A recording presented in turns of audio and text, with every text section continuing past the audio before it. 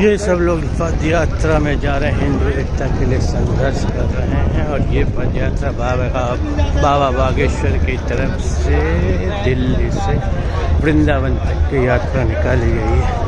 हिंदू एकता और हिंदू को संगठित करने का एक मुहिम है और ये आवश्यक भी है, क्योंकि हिंदुओं का कोई भी रखवाला नहीं है भगवान के सिवा। लेकिन भगवान भी अब कुछ राजनेताओं ने हाईजेक कर लिया है। तो अभी ये ज़रूरी है कि आम जन को अपनी एग्जिस्टेंस के लिए खुद ही प्रयास करना पड़ेगा। और इसी प्रयास के सिलसिले में बाबा बागेश्वर का ये शुरुआत बहुत ही सराहनीय है।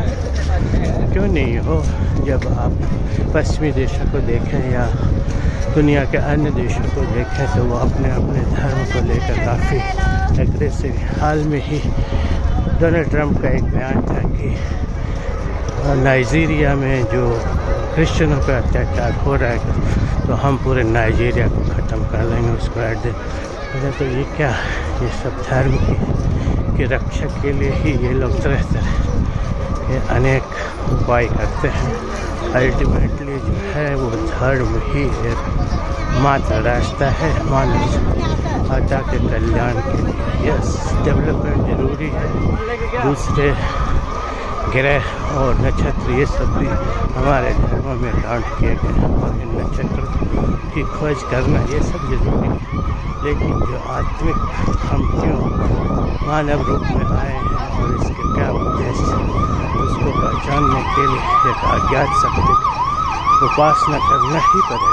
और उस शक्ति तक पहुँचने के लिए जो मार्ग था सदियों से दिखाए गए हैं, लाखों वर्षों, वो गलत तो नहीं हो सकता, क्योंकि हम ज़्यादा सभ्य हो गए। इसका मतलब ये तो नहीं कि हम अपने उद्गम, अपने DNA को भूल जाए। वो DNA जो हमें बनाता है हिंदू, और वो DNA जो हमें दिखाता है हमारे जन्म का अर्थ, हम उससे अलग कैसे रह सकते हैं। तो इसी का प्रोसेस है। बाबा बागेश्वर द्वारा हम इनकी सराहना करते हैं। देखिए लोग कितने उत्साह और उल्लास के साथ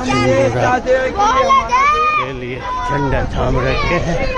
अपने सामान साथ में ले जाकर इतने बोझ ढोते हुए यहाँ से वो अपने लिए नहीं कर रहे। ये सारे संघर्ष, ये सारी भीड़, ये सारे उत्साह जो कर रहे हैं वो अपने लिए नहीं है, पूरे हिंदू राष्ट्र और हिंदू के जनमानस के लिए। और बल्कि वहाँ से आगे बढ़कर ये, क्योंकि ये सारे रिलीजन जो अभी पृथ्वी के ऊपर तरह तरह के हैं, ये सब 2000 या 3000 के वर्षों में ही उत्पन्न हुए हैं। लेकिन उसके पहले क्या था? उसके पहले एक सनातन धर्म ही था जिसको हम जीते हैं, जो इसको भारतवासी जीता है और जिसके जड़ भारतवर्ष में ही पनपा था।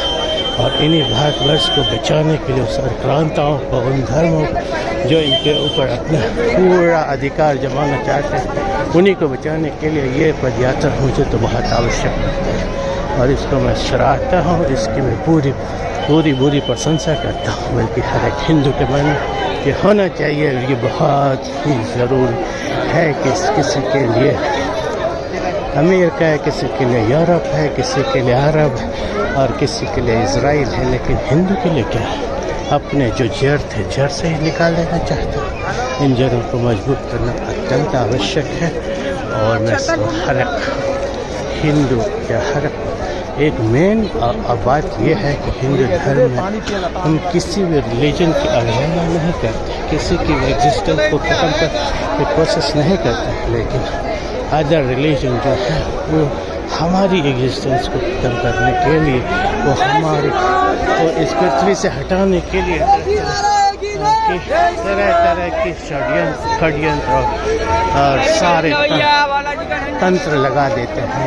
हिंदू राष्ट्र जो एग्रेसिव है, दूसरा जो स्वीट पॉइजन की तरह हमारे नस्ल में फैलते हुए हमारे लोगों को बरगलाते हुए उनकी अपनी जड़ से अलग करते हुए उनकी अपनी पहचान को बिताने के लिए करते हैं। इन सब परिस्थितियों में आज की जो परिस्थितियाँ हैं उसके बीच ये बहुत ज़रूरी है कि हम ऐसी पदयात्रा निकालें।